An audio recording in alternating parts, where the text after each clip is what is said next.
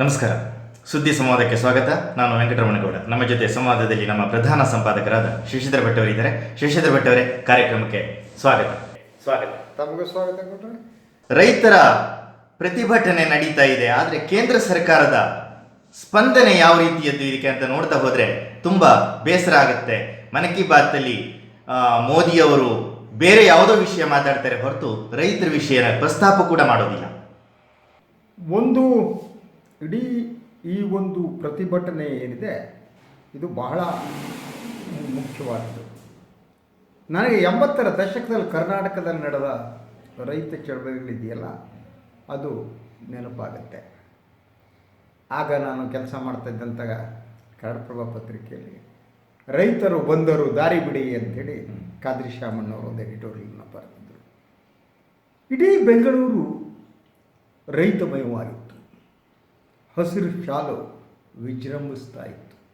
ಆ ಚಳವಳಿ ಎಂಥ ಪವರ್ಫುಲ್ಲಾದ ಚಳವಳಿ ಆಗಿತ್ತು ಅಂತಂದರೆ ಸರ್ಕಾರಿ ಅಧಿಕಾರಿಗಳು ನೇರವಾಗಿ ಒಂದು ಹಳ್ಳಿಯನ್ನು ಪ್ರವೇಶಿಸುವಂತೆ ಇರಲಿಲ್ಲ.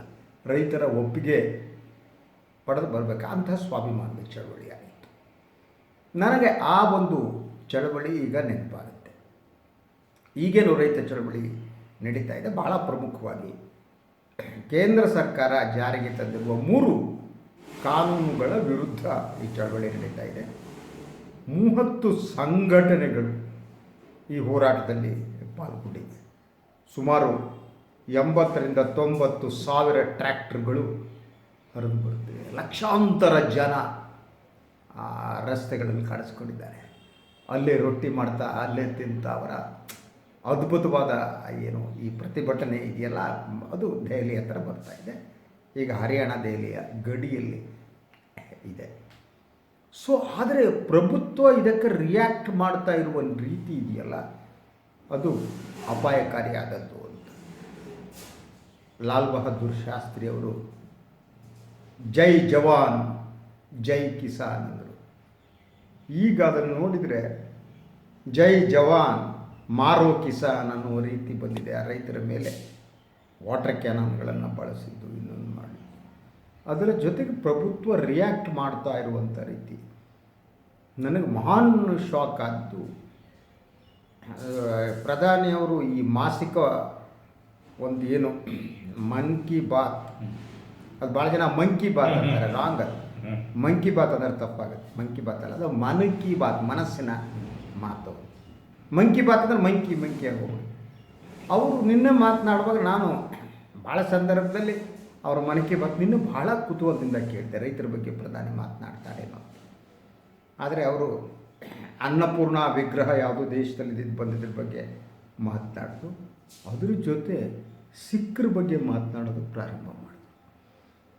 ಸಿಖ್ರಿಗೆ ನಾವು ಏನು ಮಾಡಿದ್ದೀವಿ, ಆ ಪಾಕಿಸ್ತಾನಕ್ಕೊಂದು ಕಾರಿಡಾರ್ ಬಂತಲ್ಲ, ಆ ಕಾರಿಡಾರ್ ಮಾಡಿದ್ದು ಸಿಖ್ ಗುರುಗಳ ಬಗ್ಗೆ ಅಂದರೆ ಅವರನ್ನು ಅವರ ಕೋಮಿನ ಮೂಲಕ ಅಟ್ರ್ಯಾಕ್ಟ್ ಮಾಡೋವಂತಹದ್ದು. ನನಗಿದು ಎಂಥ ಅಪಾಯಕಾರಿ ಸ್ಥಿತಿಲಿ ಬಂದಿದ್ದೀವಿ ಅನ್ನೋದು ಒಂದು ಪ್ರಧಾನಿಯವರು ಹೀಗಿದ್ದರೆ. ಹಾಗೆಯೇ ನೀವು ಉಳಿದ ಅವರ ಶಿಷ್ಯ ಪಡೆ ಇದೆಯಲ್ಲ, ಈ ವ್ಯಾಪಾರಿಗಳ ಪಕ್ಷ, ಮೂಲಭೂತವಾಗಿ BJP ವ್ಯಾಪಾರಿಗಳ ಪಕ್ಷ. ಅದು ಹುಟ್ಟಿದೆ ವ್ಯಾಪಾರದಿಂದ, ಅದು ಬದುಕೋದೇ ವ್ಯಾಪಾರದ ಮೂಲಕ.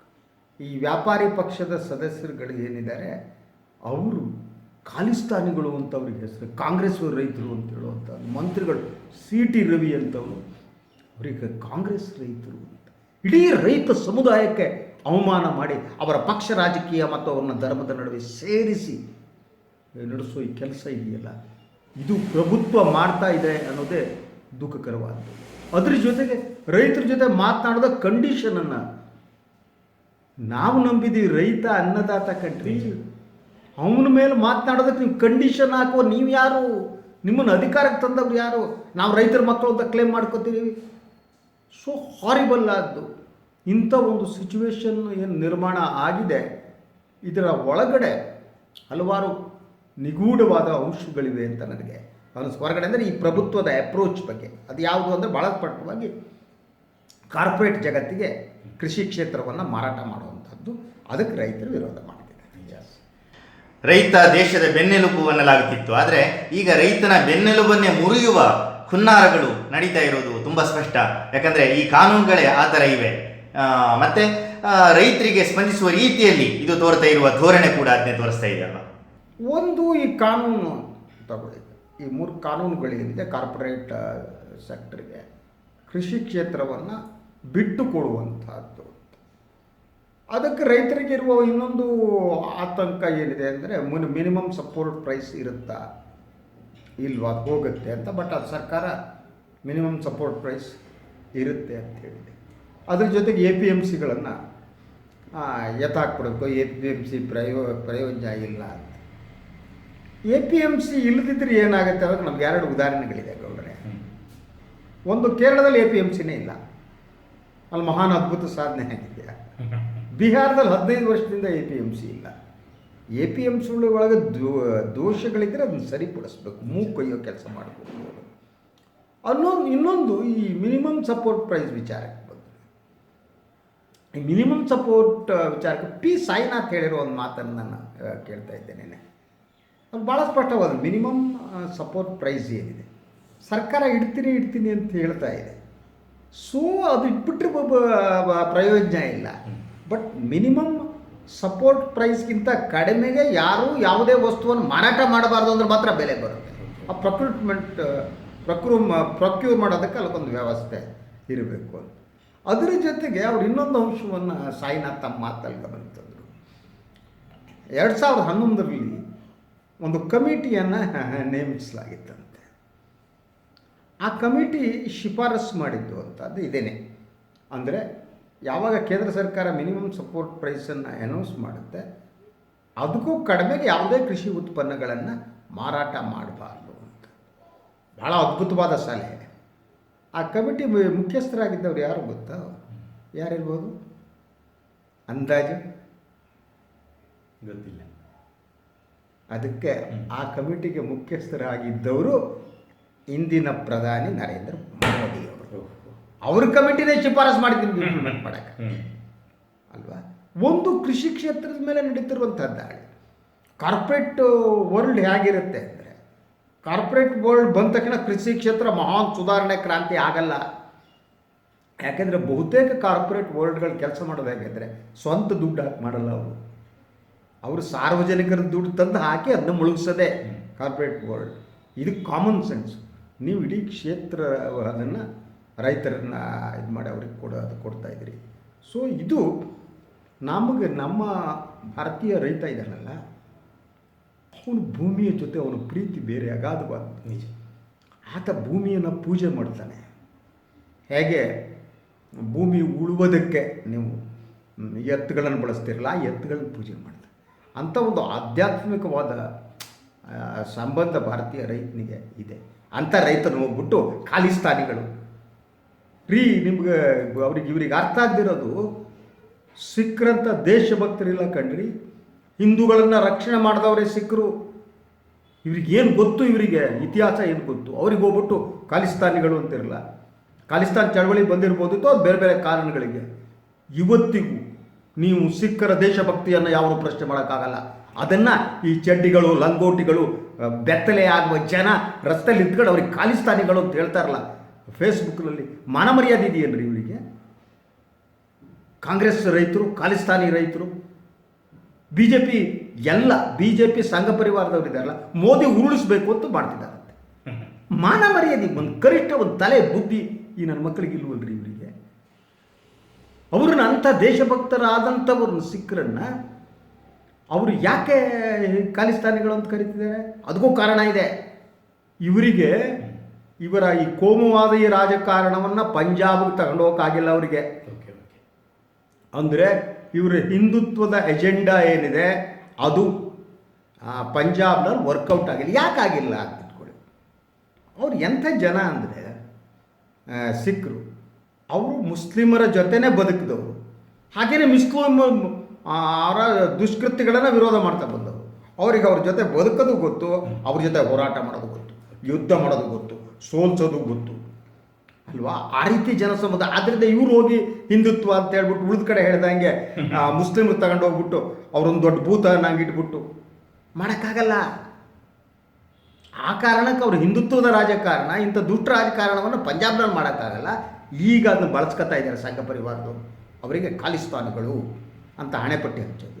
ಆ ರೈತರು ಬರೋ ದೃಶ್ಯಗಳನ್ನಾದರೂ ನೋಡ್ರಿ. ಹಲವು ತಿಂಗಳುಗಳಿಂದ ಹೋರಾಟ ಮಾಡ್ತಾ ಇದ್ದವರು ಈಗ ರಾಜಧಾನಿ ಹತ್ರ ಬರ್ತಿದ್ದಾರೆ. ಅವ್ರ ಮುಖ ನೋಡ್ರಿ, ಖಾಲಿಸ್ತಾನಿಗಳನ್ರಿ ಅವರು.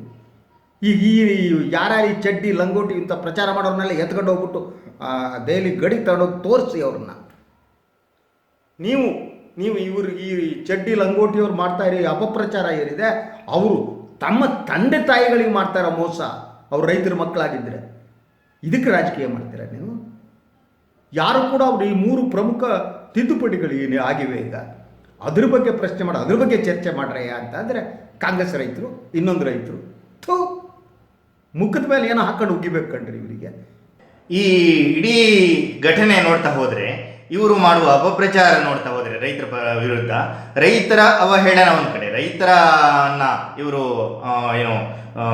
ಅವಹೇಳನ ಮಾಡುವುದೊಂದು ಕಡೆ ಆದರೆ, ಇದು ಧರ್ಮದ ತಪ್ಪು ವ್ಯಾಖ್ಯಾನ ಕೂಡ. ಇವರು ಕೋಮುವಾದವನ್ನು ಏನು ಬಳಸ್ತಾ ಇದ್ದಾರಲ್ಲ ಇಲ್ಲಿ, ಅದೇ ಇದಕ್ಕಿದ್ದಂಗೆ ಅದಕ್ಕೆ ಗುರುನಾನಕ್ ಪ್ರಸ್ತಾಪ ಮಾಡೋದು ಮನ್ ಕಿ ಬಾತಲ್ಲಿ, ಆಮೇಲೆ ಯಾವುದೋ ಅನ್ನಪೂರ್ಣೆ ಪ್ರತಿಮೆ ಪ್ರಸ್ತಾಪ ಮಾಡೋದೆಲ್ಲ ಈ ಕಾರಣಕ್ಕಾಗಿ. ಅಂದರೆ ಇವರಿಗೆ ನಿಜವಾದದ್ದು ವಾಸ್ತವ ಬೇಡ.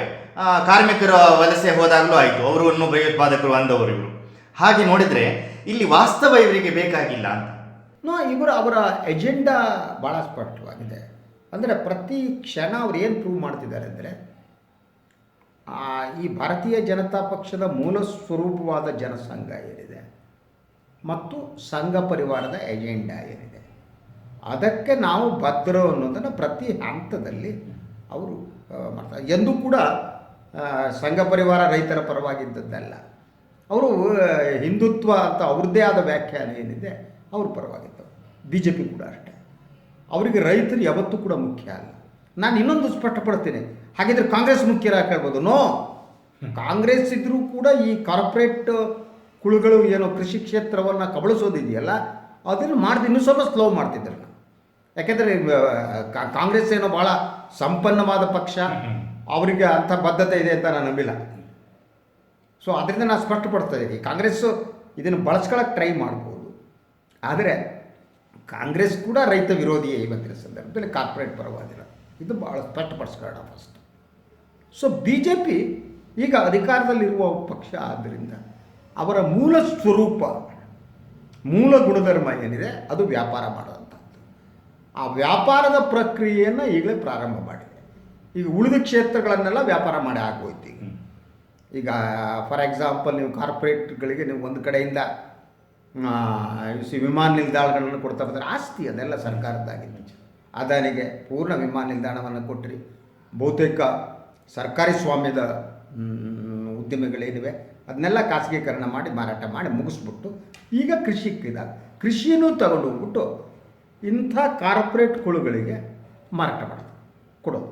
ಆದ್ದರಿಂದ ಮೂಲಭೂತ ಅವರ ವ್ಯಾಪಾರಿ ಮನೋಧರ್ಮ ಏನಿದೆ ಅದು ಈ ರೀತಿ ವರ್ಕೌಟ್ ಆಗುತ್ತೆ ಒಂದು ಕಡೆ. ಇನ್ನೊಂದು ಕಡೆ ಧರ್ಮವನ್ನು ವ್ಯಾಪಾರ ಮಾಡೋದು, ಮತ್ತೊಂದು ಕಡೆ ಕೋಮುವಾದವನ್ನು ವ್ಯಾಪಾರ ಮಾಡೋದು. ಈ ವ್ಯಾಪಾರದ ಮನಸ್ಸೇ ಹಾಗೆ. ಅವರಿಗೆ ರೈತ ಮತ್ತು ಭೂಮಿಯ ನಡುವಿನ ಸಂಬಂಧ ಅರ್ಥ ಆಗಲ್ಲ. ಈವನ್ ನಾನು ನಿಮ್ಗೆ ಹೇಳ್ತೀನಿ ಕೇಳಿ, ಅವರಿಗೆ ರೈತ ಮತ್ತು ಪಶುಗಳ ನಡುವಿನ ಸಂಬಂಧ ಕೂಡ ಅರ್ಥ ಆಗಿಲ್ಲ, ವ್ಯಾಪಾರಕ್ಕೆ ಬಳಸೋದಷ್ಟೇ. ರೈತ ಮತ್ತು ಹಸುವಿನ ನಡುವಿನ ಸಂಬಂಧ ಇದೆಯಲ್ಲ, ಅದು ಎಂಥ ಸಂಬಂಧ ಅನ್ನೋದು ಇವರಿಗೆ ಅರ್ಥ ಆಗಿಲ್ಲ. ಇವರಿಗೆ ಹಸುವನ್ನು ಮುಂದಿಟ್ಕೊಂಡ್ರೆ, ಗೋವು ಇಟ್ಕೊಂಡ್ರೆ ವ್ಯಾಪಾರ ಆಗುತ್ತೆ, ಇದಕ್ಕೆ ವ್ಯಾಪಾರ ಮಾಡ್ಬೋದು ಅಂತಲೇ ಮಾಡ್ಕೊಳ್ತಾ ಅವರು. ಅದರಿಂದ ಮೂಲಭೂತ ವ್ಯಾಪಾರಿ ಮನಸ್ಥಿತಿ. ಅದ್ರ ಜೊತೆಗೆ ಡೆಮೊಕ್ರೆಟಿಕ್ ಅಂಶಗಳ ವ್ಯಾಪಾರ, ಜನತಾಂತ್ರಿಕವಾದದ್ದನ್ನೇ ವ್ಯಾಪಾರ ಮಾಡಿಬಿಡೋದು, ಮಾರಾಟ ಮಾಡಿಬಿಡೋದು. ಸೊ ಇದು ಕೂಡ BJP ಮತ್ತು RSSನ ಎಜೆಂಡಾದ ಒಂದು ಭಾಗ. ಆದ್ದರಿಂದ ಅವರ ಇಡೀ ಆಲೋಚನೆಯ ಕೇಂದ್ರ ಏನಿದೆ ಅದು ವ್ಯಾಪಾರವೇ ಆಗಿದೆ. Purchase and sale. ಇಲ್ಲಿ ಪರ್ಚೇಸ್ ಇಲ್ಲ, ಓನ್ಲಿ ಸೇಲ್. ಅದರಿಂದ ದೇಶವನ್ನೇ ಎಲ್ಲಿ ತಗೊಂಡು ಮಾರಾಟ ಮಾಡಿಬಿಡ್ತಾರೆ. ಯಾವತ್ತಿಗೆ ನನಗೇನು ಅನುಮಾನಗಳಿವೆ, ಯಾರು ತಗೊಂಡಿರತ್ತಲ್ಲ ಕೊಟ್ಬಿಟ್ಟು ಕೈ ತೊಳ್ಕೊಬಿಡ್ತಾರೆ ಏನು, ಅಂಥ ಅಪಾಯಕಾರಿ ಸ್ಥಿತಿಯಲ್ಲಿ ನಾವಿದ್ದೀವಿ ಗೌಡ್ರೆ. ಇವತ್ತು ನಾವು ರೈತರನ್ನ ಬಗ್ಗು ಬಡಿತಾ ಇರುವ ಥರದ ಕಾನೂನುಗಳು ಬರ್ತಾ ಇರೋದು ನೋಡಿದ್ರೆ, ರೈತರಿಗೆ ಸ್ಪಂದಿಸದೇ ಇರುವ, ರೈತರಿಗೆ ಕಂಡೀಷನ್ ಹಾಕುವ ಈ ಧೋರಣೆಗಳನ್ನು ನೋಡ್ತಾ ಇದ್ರೆ, ರೈತರನ್ನ ಪೂರ್ತಿ ನಾಶ ಮಾಡುವ ಒಂದು ತಂತ್ರ ಎಲ್ಲೋ ಒಂದು ಕಡೆ ಅಡಗಿಕೊಂಡಿದೆಯಾ? ನಾವು ಅನುಮಾನನೇ ಬೇಕಾಗಿಲ್ಲ. ಇವ್ರು ನೋಡಿ, ಇವರು ಟಾರ್ಗೆಟ್ ಯಾವ ರೀತಿ ಮಾಡ್ತಾರೆ ಅಂತ ಬೆಳಗ್ಗೆ ಒಂದು ವರದಿಯನ್ನು ನೋಡ್ತಾರೆ. ಸೊ ಯಾವುದೋ ಒಂದು ಮೈದಾನಕ್ಕೆ ನನಗೆ ಹೆಸರು ಬಂದಿದೆ. ಆ ಮೈದಾನದಲ್ಲೇ ಹೋಗಿ, ನಿರಂಕಾರಿ ಮೈದಾನನ ಯಾವುದೋ ಮೈದಾನ, ಆ ಮೈದಾನದಲ್ಲೇ ರೈತರು ಹೋಗಿ ಇರ್ಬೇಕಂತೆ. ಡಿಸೆಂಬರ್ 3 ಯಾವಾಗ ಬೇಕಾದ್ರೂ ಕರೀತಾರಂತೆ. ಈಗ 3-4 ಬಾರಿ ಮಾತಾಡಾಗಿತ್ತು. ಅವನು ಯಾರೋ ಅಗ್ರಿಕಲ್ಚರ್ ಮಿನಿಸ್ಟರ್ ಅಂತ ಬುದ್ಧಿ ತಲೆ ಇದ್ದಿರೋ ಹೇಳ್ತಾರೆ. ಸೊ ಆ ಮೈದಾನಕ್ಕೆ ಹೋದ್ರೆ, ಆ ಮೈದಾನದಲ್ಲಿದ್ದ ರೈತರು ಯಾವುದೋ ಒಂದು ವಾಹಿನಿಲಿ ಹೇಳೋದು ಕೇಳಿದೆ. ಅವ್ರ ಅಡ್ರೆಸ್ ತೆಗೆದಿದ್ದಾರೆ. ಅವ್ರ ಅಡ್ರೆಸ್ಸು, ವಿಳಾಸ ಎಲ್ಲ ತಗೊಂಡು, ಅಂದರೆ ನೀವು ಟಾರ್ಗೆಟ್ ಮಾಡೋದಕ್ಕೆ ಯಾರ್ಯಾರು ರೈತರು ಇದ್ದಾರೆ. ನೀವೀಗ ರೈತರ ಮೇಲೆ ಏನು CBI ಬಿಟ್ಟು ಏನೂ ಮಾಡೋಕ್ಕಾಗಲ್ಲ ಅಲ್ವಾ? IT ಗಳನ್ನ CBI ಬಿಡೋಕ್ಕಾಗಲ್ಲ, ಅದನ್ನ ನಗರ ಪ್ರದೇಶದವ್ರಿಗೆ ಬಿಡಬೇಕು. ಆ ರೀತಿ ಸರ್ಕಾರಿ ಮಿಷನರಿಗಳೇನಿವೆ, ಆ ಮಿಷನರಿಗಳನ್ನು ಅವ್ರ ಮೇಲೆ ಬಿಡೋದಕ್ಕೆ, ರೈತರ ಮೇಲೆ. ಇದು ನಮ್ಮ ಸರ್ಕಾರ ಅಂತ ಹೇಳೋಣನ್ರಿ. ಯಾವ ದೃಷ್ಟಿಯಿಂದ ನಮ್ಮ ಸರ್ಕಾರ ಇದು? ನಮ್ಮ ರೈತರು ಕಂಡ್ರಿ ಅನ್ನದಾತರು ಅಂತ ನೀವನ್ನೇನು ನಾಟಕ ಮಾಡೋಕ್ಕೆ ಹೇಳ್ತೀರಾ ನೀವು ಕೂತ್ಕೊಂಡು? ಈ ಕರ್ನಾಟಕ ನನಗೆ ಗೊತ್ತಿಲ್ಲ, ರೈತ ನಾಯಕ ಯಡಿಯೂರಪ್ಪ ಕೊನೆ ಕಾಲ ಏತಾಗ್ತಾರೆ. ಈಗಲಾದರೂ ರೈತರ ಪರವಾಗಿ ನಿಂತು ಒಬ್ಬ ಮಹಾನಾಯಕನಾಗಿ ಹೊರಹೊಮ್ಮಿ ಹೋಗ್ಬೋದಾಗಿತ್ತು, ಪ್ರತಿಭಟಿಸಿ ಹೋಗ್ಬೋದಾಗಿತ್ತು. ಏನು 3 ಕಾನೂನುಗಳಿವೆ, ನಾವು ಕರ್ನಾಟಕದಲ್ಲಿ ಇಂಪ್ಲಿಮೆಂಟ್ ಮಾಡಲ್ಲ ಅಂತ ಹೇಳ್ಬೋದಾಗಿತ್ತು ಅಲ್ವಾ? ರೈತರ ಪರವಾಗಿ ನಿಂತ್ಕೋಬೇಕಾಗಿತ್ತು. ಆದರೆ ಪಕ್ಷಾತೀತವಾಗಿ ಬಂದಂಥ ಈ ರೈತರಿಗೆ ನೀವು ಅವರನ್ನು ರಾಜಕೀಕರಣಗೊಳಿಸ್ತಾ ಇದ್ದೀರಿ, ಅವ್ರಿಗೆ ಮೇಲೂ ರಾಜಕೀಯ ಆರೋಪಗಳನ್ನು ಮಾಡ್ತೀರಿ. ಇದು ಸಮಾಜವನ್ನು ಮುಗಿಸ್ಬಿಡುತ್ತೆ. ಈ ರೀತಿಯ ರಾಜಕಾರಣ ಏನಿದೆ BJP ಮಾಡ್ತಾ ಇರೋದು, ಇದು ಈ ದೇಶವನ್ನು ನಾಶಪಡಿಸೋದ್ರಲ್ಲಿ ನನಗೆ ಯಾವ ಅನುಮಾನನೂ ಈ ಸಂದರ್ಭದಲ್ಲಿ ಕಾಡ್ತಾ ಇಲ್ಲ. ನಿಜ. ಪ್ರಭುತ್ವ ರೈತರನ್ನ ಇಂಥ ದುಸ್ಥಿತಿಗೆ ಕೊಂಡೊಯ್ತಾ ಇರುವುದು ನೋಡಿದ್ರೆ ಬಹಳ ಬೇಸರ ಅನಿಸ್ತಾ ಇದೆ. ಸಂವಾದದಲ್ಲಿ ಪಾಲ್ಗೊಂಡಿದ್ದಕ್ಕೆ ಧನ್ಯವಾದಗಳು. ತಮಗೂ ಧನ್ಯವಾದ. ಎಸ್ ಪ್ರಿಯ ವೀಕ್ಷಕರೇ, ನಾನಂತೂ ರೈತರ ಪರವಾಗಿದ್ದೇನೆ. ನನಗೆ ಯಾವ ಅನುಮಾನವೂ ಇಲ್ಲ. ನನಗೆ ಸಂತೋಷ ಇದೆ. 80ರ ದಶಕದಲ್ಲಿ ಏನು ರೈತ ಚಳವಳಿ ಇತ್ತು, ಆವಾಗಲೂ ನಾನು ರೈತ ಚಳವಳಿಯ ಪರವಾಗಿದ್ದೆ. ನಂಜುಂಡಸ್ವಾಮಿಯವರ ಜೊತೆ ಚರ್ಚೆ ಮಾಡ್ತಿದ್ದೆ, ಸುಂದರೇಶ್ ಜೊತೆ. ಇವತ್ತಿಗೂ ನಾನು ರೈತರ ಪರವೇ. ನನಗೆ ಯಾವ ಮುಜುಗರ ಕೂಡ ಇಲ್ಲ. ಯಾಕೆಂದರೆ ನನ್ನ ಅಪ್ಪ ರೈತ, ನನ್ನ ತಮ್ಮ ರೈತ, ರೈತರ ಕುಟುಂಬದಿಂದ ಬಂದವನು. ರೈತರ ಕುಟುಂಬದಿಂದ ಬಂದು ರೈತಾಪಿ ಕೆಲಸವನ್ನು ನಾನು ಮಾಡಿದ್ದೇನೆ. ನಾನು ರೈತರ ಪರವಾಗಿ ಇದ್ದೇನೆ. ಆದ್ದರಿಂದ ಈ ಚಳವಳಿ ಏನಿದೆ, ಇದು ಪ್ರಭುತ್ವವನ್ನು ನಡೆಸಲಿ, ಇದು ರೈತ ವಿರೋಧಿಗಳನ್ನು ಅಧಿಕಾರದಿಂದ ದೂರ ಇಡುವಂತೆ ಮಾಡಲಿ ಅಂತ ಆಶಿಸ್ತಾ ಇವತ್ತಿನ ಸುದ್ದಿ ಸಂವಾದವನ್ನು ಮುಗಿಸ್ತೀನಿ. ಇನ್ನೊಂದು ವಿಚಾರದಲ್ಲಿ ನಾನು ಮತ್ತು ಗೌಡರು ಬರ್ತೀವಿ. ಎಲ್ರಿಗೂ ಒಳ್ಳೆಯದಾಗಲಿ. ನಮಸ್ಕಾರ.